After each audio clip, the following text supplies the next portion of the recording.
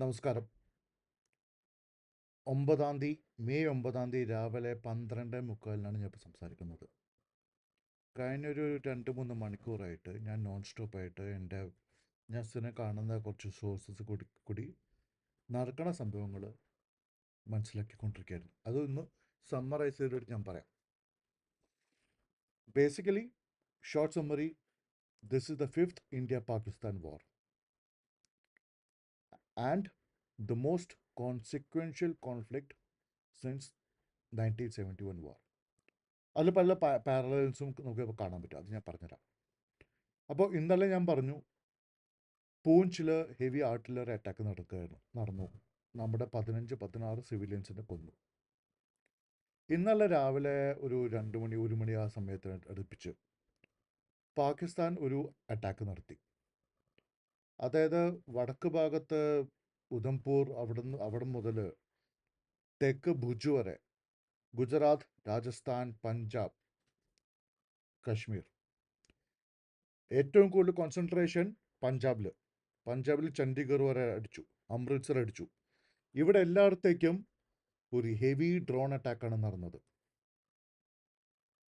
ഈ heavy drone attack almost 100% നമ്മൾ defend ചെയ്തു എന്നാണ് അത്ഭുതകരമായ കാര്യം. ആരും പ്രതീക്ഷിച്ചതല്ല. ഈ ഡ്രോൺ അറ്റാക്കിന് ശേഷം ഇന്ന് രാവിലെ നമ്മൾ തിരിച്ചടിച്ചു. ഏറ്റവും വടക്ക് അസ്റ്റോറെ എന്നുള്ള ഗിൽഗിറ്റ് ബാൾട്ടിസ്ഥാനിലത്തെ സ്ഥലം മുതൽ താഴെ കറാച്ചി വരെയുള്ള അവരുടെ എല്ലാ ടൗണുകളും നമ്മൾ അടിച്ചു. എഗെയിൻ ഡ്രോൺസ് വെച്ചിട്ടാണ് നമ്മൾ കൊള്ളടിച്ചത്. അതിൽ ലാഹോറിൻ്റെ എയർ ഡിഫെൻസ് കംപ്ലീറ്റ് ആയിട്ട് തകർന്നു. നമ്മുടെ സെക്കൻഡ് സ്റ്റേജ് നമ്മൾ അടിച്ചത് അവരുടെ എയർ ഡിഫെൻസ് സിസ്റ്റത്തിനെയാണ്. അതായത് സർഫസ് ടു എയർ മിസൈൽ ബാറ്ററീസും അതിനെയുമാണ് നമ്മൾ ഏറ്റവും കൂടുതൽ തകർത്തത്. ലാഹോറിൽ അത് കംപ്ലീറ്റ് ആയിട്ട് തകർന്നു എന്നാണ് ഇൻഫർമേഷൻ വരുന്നത്. റാവൽപിണ്ടിയിലും കറാച്ചിയിലും സിയാൽകോട്ടിലും ഇസ്ലാമാബാദിലും ഭാഗികമായിട്ട് അറ്റാക്കായിട്ട് നടന്നിട്ടുണ്ട്.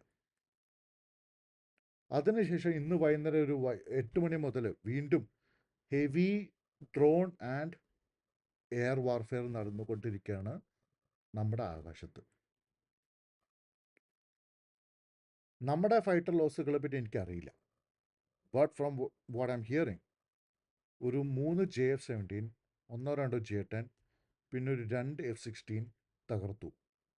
അതേപോലെ പാകിസ്ഥാൻ്റെ 2 അവാക്സ് എയർക്രാഫ്റ്റിൽ ഒരെണ്ണം തകർത്തു. ഒരു അവാക്സ് എയർക്രാഫ്റ്റ് എന്ന് വെച്ചാൽ എയർ വാർഫെയറിൻ്റെ ഏറ്റവും ക്രിട്ടിക്കൽ കോമ്പണൻ്റ് ആണ്. ആകാശത്തെ ട്രാഫിക് പോലീസ് പോലെയാണ്. ഒരു പ്ലെയിന്, കമേഴ്ഷ്യൽ പ്ലെയിൻ ആവാം, അതിൻ്റെ മുകളിൽ ഒരു ഡ്രോൺ സിസ്റ്റം, ഒരു radar system പിടിപ്പിക്കും.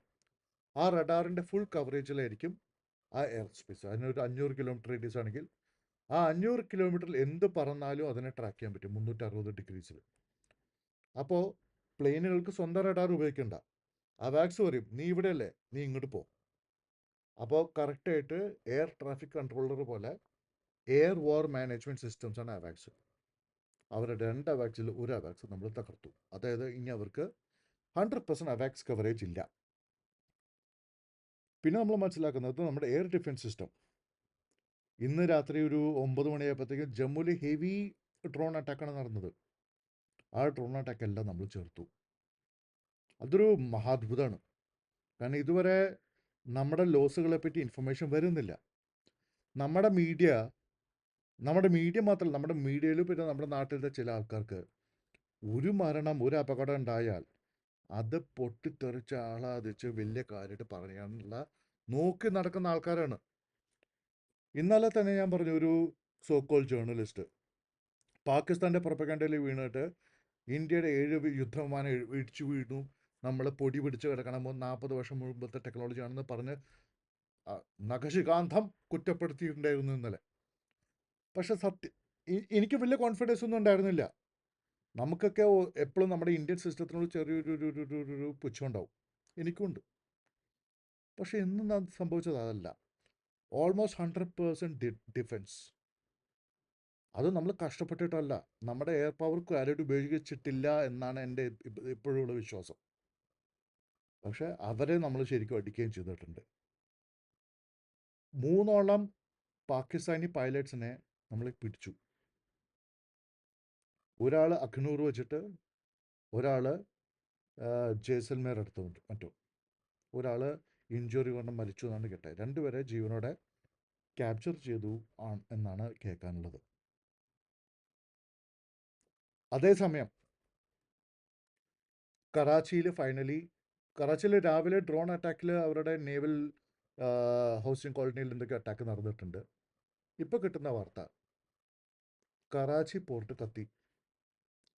Indian navy units INS വിക്രാന്തും അതിൻ്റെ 4 സിസ്റ്റർ ഷിപ്സും അവർ 3 ആംഗിളിൽ നിന്ന് missile and drone and air warfare നടത്തിയിട്ട് കറാച്ചി പോർട്ട് നിന്ന് കത്തുകയാണെന്നാണ് പറയുന്നത്.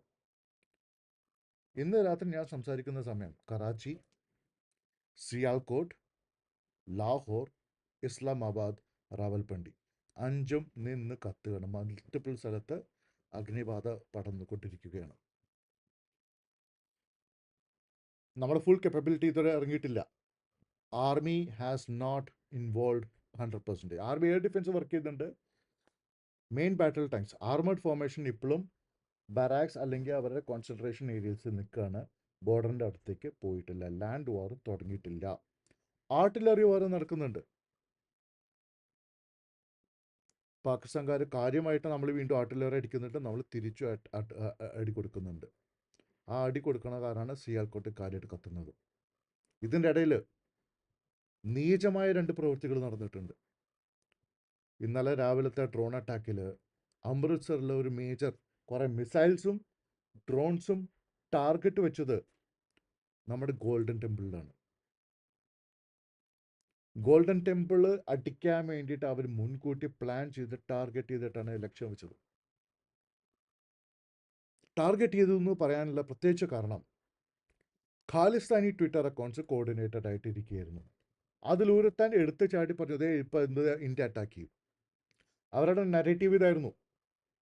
ഇന്ത്യ പാകിസ്ഥാൻ യുദ്ധത്തിൻ്റെ ഇടയിൽ ഇന്ത്യക്കാർ ഗോൾഡൻ ടെമ്പിൾ ബോംബ് ചെയ്ത് നശിപ്പിച്ചു എന്ന് പറഞ്ഞ് ഭയങ്കര പ്രശ്നങ്ങളും യുദ്ധങ്ങളും ഉള്ളിൽ കലാപം സൃഷ്ടിക്കാൻ വേണ്ടിയിട്ടാണ് ഖാലിസ്ഥാനികളും പാകിസ്ഥാനികളും ഒരുമിച്ച് ശ്രമിച്ചത്.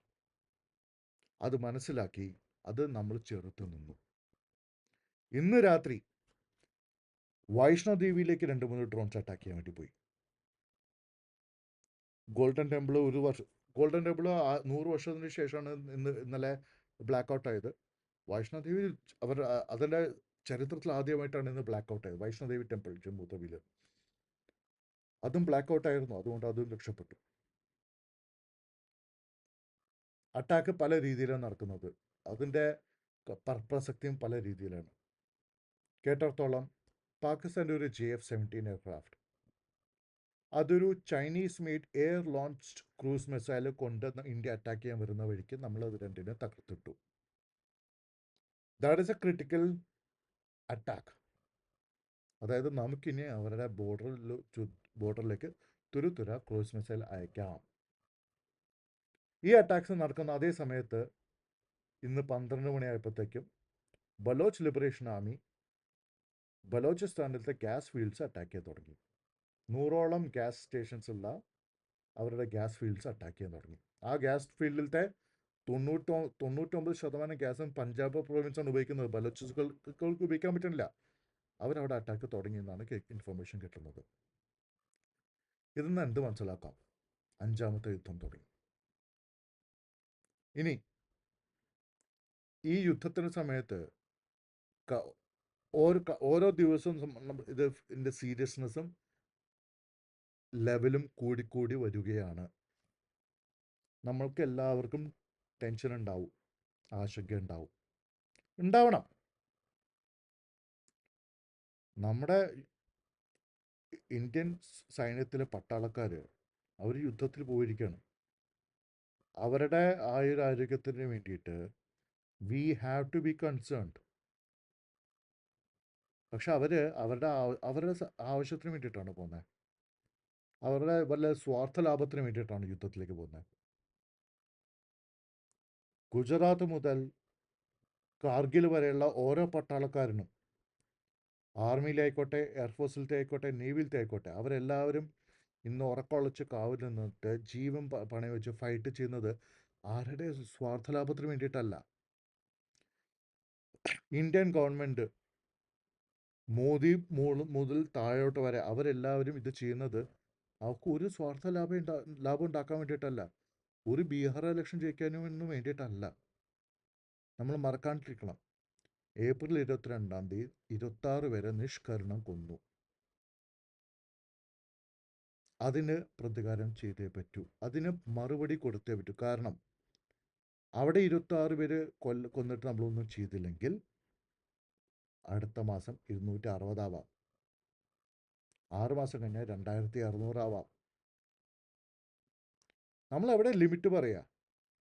ഒരാളെ കൊന്നാൽ ഒരാളെ കൊല്ലുന്നതാണോ ലിമിറ്റ്? 10 പേര് കൊല്ലുന്നതാണോ ലിമിറ്റ്? 100 പേര് കൊല്ലുന്നതാണോ ലിമിറ്റ്? ഏതാണ് നമ്മൾ, എവിടെയാണ് നമ്മൾ വരയ്ക്കേണ്ടത്? എവിടെയാണ് നമ്മുടെ റെഡ് ലൈൻ? 200ഓളം ആൾക്കാരെ മുംബൈയിൽ അറ്റാക്ക് ചെയ്തു, നമ്മളൊന്നും ചെയ്തില്ല, അത് തെറ്റായിരുന്നില്ലേ? അതിന് പകരം ഡോസിയർ അങ്ങോട്ട്, ഡോസിയർ ഇങ്ങോട്ട്, ആ പ്രഹസനം എത്ര വർഷങ്ങളോളം നടന്നുകൊണ്ടിരിക്കുന്നു. പിന്നെ കണ്ടിന്യൂസ് അറ്റാക്സ് എല്ലാം നടന്നുകൊണ്ടിരുന്നത് നമുക്ക് ഓർമ്മയില്ലേ? നമ്മൾ കാലത്ത് ജീവിച്ച ആൾക്കാരല്ല, നമുക്കറിയാലോ. പ്രതികരിക്കാണ്ടിരുന്നത് കൊണ്ട് നമുക്ക് കിട്ടിയത് എന്താണ്? 2016 നമ്മൾ ചെറിയ രീതിയിൽ പ്രതികരിച്ചപ്പോൾ 3 വർഷത്തെ സമാധാനം കിട്ടി. 2019 നമ്മൾ പ്രതികരിച്ചപ്പോൾ 6 വർഷത്തെ സമാധാനം കിട്ടിയോ? നമുക്ക് അത്രയല്ലേ ചെയ്യാൻ പറ്റുള്ളൂ. പാകിസ്ഥാനെ നമുക്ക് നന്നാക്കാൻ പറ്റില്ല. സ്നേഹത്തിൻ്റെ വഴിയെല്ലാം നമ്മൾ ശ്രമിച്ചിട്ടില്ലേ? ലാഹോർ ബസ് യാത്ര ഓർമ്മയില്ലേ? അതിനുശേഷമാണ് കാർഗിൽ അറ്റാക്ക് ഉണ്ടായത്. മൻമോഹൻ സിംഗ് ആളുടെ നിഷ്കളങ്കമായ മനസ്സുകൊണ്ട് ഷാർമൽ ഷെയ്ഖിൽ പോയി മുഷറഫയുടെ നേരിട്ട് സംസാരിക്കാൻ. പിന്നെ എന്തുണ്ടായി? മുംബൈ അറ്റാക്സ് ഉണ്ടായി. കളി മാറ്റി കളിക്കുകയാണ് ഇന്ത്യ. ഇത് വളരെ സിഗ്നിഫിക്കൻ്റ് ആയിട്ടുള്ള ഒരു മൊമെൻ്റാണ് നമ്മുടെ ചരിത്രത്തിൽ. അതാണ് നമ്മളിപ്പോൾ ജീവിക്കുന്നത്. നമ്മളെല്ലാവരും ഓർത്തിരിക്കണം. യുദ്ധത്തിന് വെള്ളരി പ്രാവുകളാവണം. ശക്തൻ ദുർബലൻ്റെ അടുത്ത് സമാധാനത്തിന് വെള്ളരിപ്പ് ആവുന്നത് ശരിയാണ്. ഇന്ത്യ ഈ ചെയ്തത് ബംഗ്ലാദേശിൻ്റെ അടുത്തല്ലല്ലോ, മാൽഡീവ്സിൻ്റെ അടുത്തല്ലല്ലോ, നേപ്പാളിൻ്റെ അടുത്തൊന്നും അല്ലല്ലോ, ശ്രീലങ്കയുടെ അടുത്തൊന്നും അല്ലല്ലോ. ഇവരാരും നമ്മുടെ സുഹൃത് രാജ്യങ്ങളൊന്നും അല്ല. മാൽഡീവ്സ് ഒരു കാലത്ത് നമ്മുടെ ശത്രുവായിട്ടാണ് നമ്മൾ കണ്ടിരുന്നത്. നേപ്പാൾ ഇടയ്ക്കിടയ്ക്ക് നമ്മൾ ശത്രുവായിട്ടാണ് കാണുന്നത്. ബംഗ്ലാദേശും നമ്മുടെ അടുത്ത ശത്രുതയിലോട്ടാണ് പോകുന്നത്. അവരുടെ അടുത്തല്ലല്ലോ. നമ്മൾ കയറി അടിച്ചവനെ നമ്മൾ തിരിച്ചടിച്ചില്ലെങ്കിൽ നമ്മൾ ഈ ലോകത്ത് ഒറ്റയ്ക്കല്ല ജീവിക്കുന്നതെന്ന് മനസ്സിലാക്കുക. നമ്മുടെ വടുക്ക വേറൊരു രാജ്യമുണ്ട്, ചൈന. അവർ നമ്മളെ അടിച്ച് ഒതുക്കാൻ വേണ്ടി കാത്തിരിക്കുകയാണ്.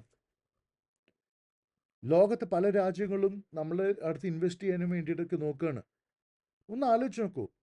ഒരു കമ്പനിക്ക്, ഒരു ജാപ്പനീസ് കമ്പനിക്ക് ബാംഗ്ലൂർ ഒരു $2 ബില്യൺ ഇൻവെസ്റ്റ്മെൻറ്റ് ചെയ്യണം. അവരെന്ത് ധൈര്യത്തിൽ ചെയ്യും? നാളെ അവർ ഒരു ഫാക്ടറി ഉണ്ടാക്കി അവിടെ ഒരു പാകിസ്ഥാനി ടെററിസ്റ്റ് ഒന്ന് ബോംബിട്ട് 100 പേരെ കൊന്നാൽ ആ സാധ്യതയുള്ളപ്പോൾ അവർ ഇൻവെസ്റ്റ് ചെയ്യോ? ഇല്ല, ചെയ്യില്ല. അമേരിക്ക എക്കണോമിക് ക്യാപിറ്റൽ ആയത് അവരുടെ 2 സൈഡിലും 2 കടലുണ്ടായത് കൊണ്ടാണ്. പിന്നെ ഇതുവരെ അവർ യുദ്ധത്തിൽ അവർ പ്രാവീണ്യം തെളിച്ചത് കൊണ്ട് മാത്രമാണ് they have become an economic power house. Japan became an economic powerhouse because it had the support of US security umbrella ഉണ്ടായത് കൊണ്ട് മാത്രമാണ്. നമുക്ക് ഒരു സെക്യൂരിറ്റി അംബ്രല്ല ആരും തരാൻ പോകുന്നില്ല. നമുക്ക് വല്ല സെക്യൂരിറ്റി കൊണ്ട് നമ്മൾ സ്വയം അടിച്ചു നിൽക്കണം.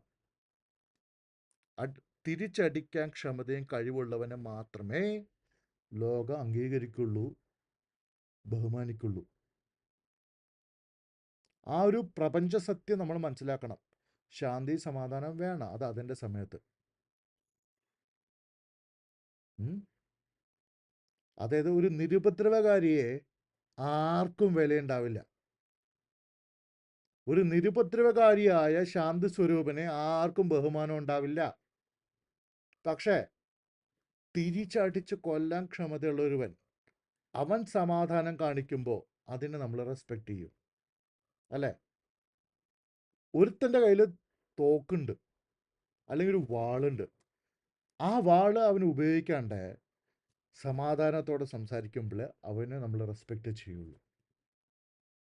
അതിനോടൊരു ഓലപ്പിപ്പി പിടിച്ചവനെ അവൻ സമാധാനം പറഞ്ഞ് നമ്മളെ റെസ്പെക്റ്റ് ചെയ്യോ? ആരെങ്കിലും റെസ്പെക്റ്റ് ചെയ്യോ? ഇത് പ്രപഞ്ച നീതിയാണ്, അത് നമ്മൾ മനസ്സിലാക്കണം.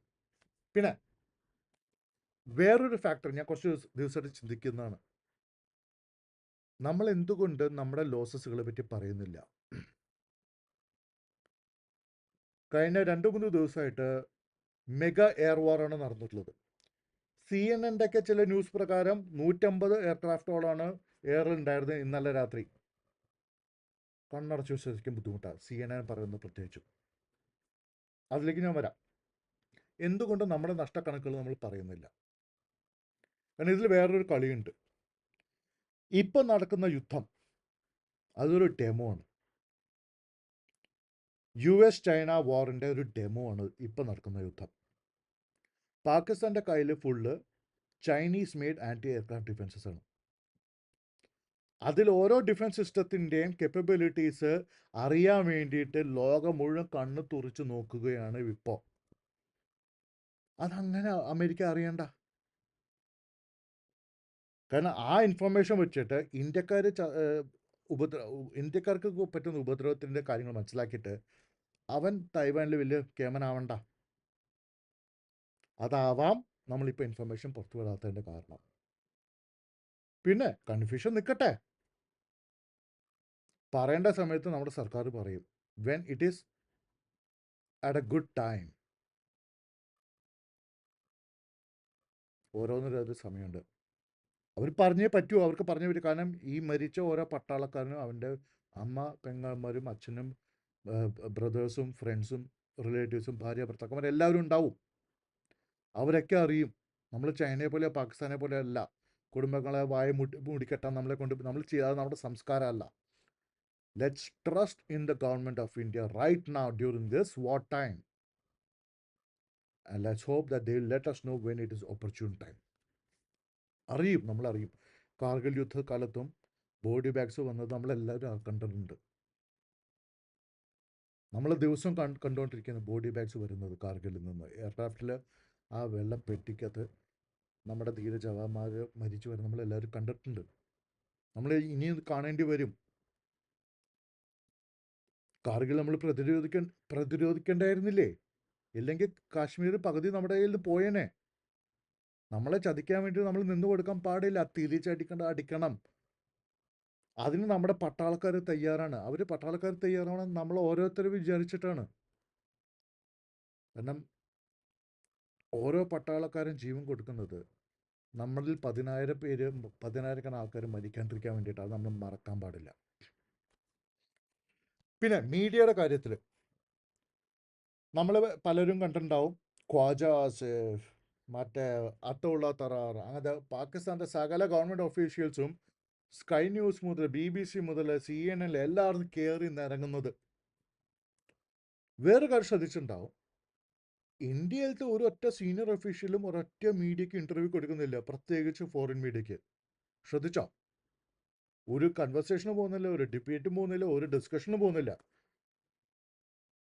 ഈ നമുക്കെതിരെ മോശം മാത്രം പറയുന്ന ഈ ഇൻ്റർനാഷണൽ മീഡിയയ്ക്ക് നമ്മളൊരു പാഠം പഠിപ്പിക്കുകയാണ് ഈ സമയത്ത്. ഇതൊരു ഇന്ത്യയുടെ ഒരു ക്ലിയർ കട്ട് മെസ്സേജാണ് ലോകത്തിനോട്. We don't care about international opinion anymore. പണ്ടത്തെ ഇന്ത്യ അല്ല ഇത്. ഓരോ തവണ ഇന്ത്യയും പാകിസ്ഥാനും തമ്മിൽ പ്രശ്നം ഉണ്ടാകുമ്പോൾ ലോകത്തിൻ്റെ സപ്പോർട്ട് വേണം എന്ന് പറഞ്ഞു ലോകത്തിൻ്റെ കാല് പിടിക്കാൻ അമേരിക്കയുടെയും UK-യുടെയും കാല് പിടിക്കാൻ വേണ്ടി പോകുന്ന ഇന്ത്യ അല്ല ഇന്നത്തെ ഇന്ത്യ. ആരുടെ സഹായം ചോദിക്കുന്നില്ല.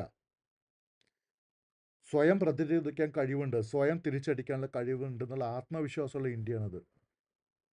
അത് മീഡിയയുടെ കാര്യത്തിലാണെങ്കിലേ എന്ത് BBC, എന്ത് CNN, എന്ത് ന്യൂയോർക്ക് ടൈംസ് പോയി പണി നോക്ക്. അത് പറഞ്ഞിരിക്കുകയാണ് ഇന്ത്യ. പാകിസ്ഥാൻ്റെ മിനിസ്റ്റേഴ്സ് അവിടെ പോയിട്ട് നല്ലോണം നാറുന്നുണ്ട്. അവർ നാറിക്കോട്ടെ. നമുക്ക് പറയാനുള്ളത് നമ്മുടെ പ്രസ് ബ്രീഫിങ്ങിൽ പറയും. നമ്മുടെ ഫോറിൻ മിനിസ്റ്ററും നമ്മുടെ 2 വാറിയർ വിമനും അവർ പറഞ്ഞാൽ മതി. അത് അത്രയ്ക്ക് മതി. അത്രയ്ക്കൊക്കെ നിങ്ങൾക്കുള്ള വിലയുള്ളൂ. അപ്പോൾ ഈ 5ാം ഇന്ത്യ പാക് യുദ്ധം തുടങ്ങി. ഇനി അടുത്തുള്ള ദിവസങ്ങളും ബുദ്ധിമുട്ടുകൾ ഉണ്ടാവും. നമ്മൾ പലപ്പോഴും വിഷമിക്കേണ്ട ന്യൂസുകൾ ഉണ്ടാവും. കേൾക്കണം, സഹിക്കണം. കാരണം നമ്മൾ മനസ്സാ വാച കർമ്മണ നമ്മുടെ രാജ്യത്തിനൊപ്പം നിൽക്കേണ്ട സമയമാണിത്. അസദുദ്ദീൻ ഒവൈസി കാണൂ. ബി ജെ പി ആയിട്ട് യാതൊരു രാഷ്ട്രീയ സമവായവും ഇല്ലാത്ത പാർട്ടിയുടെ നേതാവ്. ആളെന്താ പറഞ്ഞേ? രാഷ്ട്രത്തിൻ്റെ കാര്യത്തിൽ ഞാൻ ഒന്നാണ്.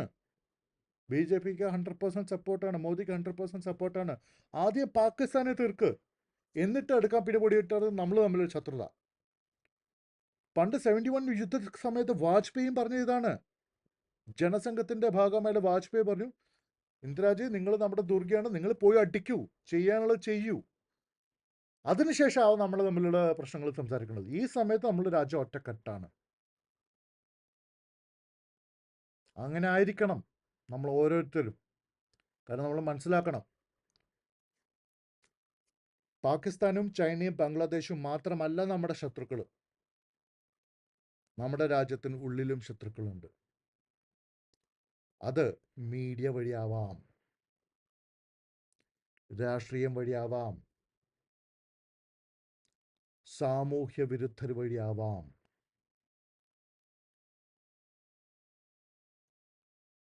മസൂദ് അസറിൻ്റെ ഹെഡ് ക്വാർട്ടേഴ്സ് ഒരു മുസ്ലിം പള്ളിയിലായിരുന്നു എന്ന് വെച്ചിട്ട് അതിനെ തകർക്കാണ്ടിരിക്കാൻ പറ്റുമോ? അത് മുസ്ലിം പള്ളിയാണെങ്കിലും ഗുരുദ്വാരയിലാണെങ്കിലും ക്രിസ്ത്യൻ പള്ളിയിലാണെങ്കിലും ഹിന്ദു അമ്പലത്തിലാണെങ്കിൽ തകർക്കേണ്ടത് തകർക്കണം. A terrorist camp is a terrorist camp, come what may. ആ ദൃഢത ഇന്ത്യക്കാരൻ എന്ന രീതിയിൽ, മനുഷ്യൻ എന്ന രീതിയിൽ നമ്മുടെ ഓരോരുത്തരുടെ ഉള്ളിലുണ്ടാവണം. മതത്തിനേക്കാളും വലുതാണ് രാജ്യം. രാജ്യം സുരക്ഷിതമാണെങ്കിൽ അതിനേക്കാളും വലുതാണ് മാനുഷിക മൂല്യം. ഇത്രയും പറഞ്ഞ് ഞാൻ ഇന്ന് നിർത്തുന്നു. Thank you.